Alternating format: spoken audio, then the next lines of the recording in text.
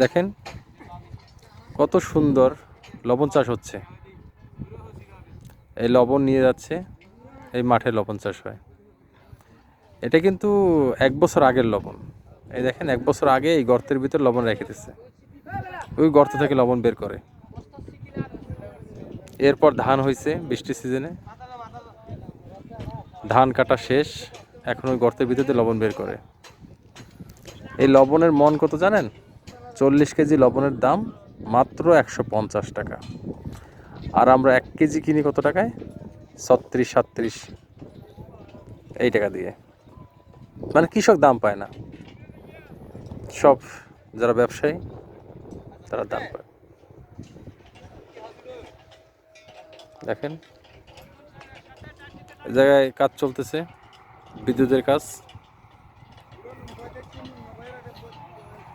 দেখেন বড় বড় বিদ্যুতের লাইন। এটা কক্সবাজার জেলায় পেকুয়া উপজেলায়। ওই দেখেন বড় বড় টাওয়ার কমপ্লিট হচ্ছে, অনেক সুন্দর, অনেক বড় বড় টাওয়ার হচ্ছে। এই লাইনটা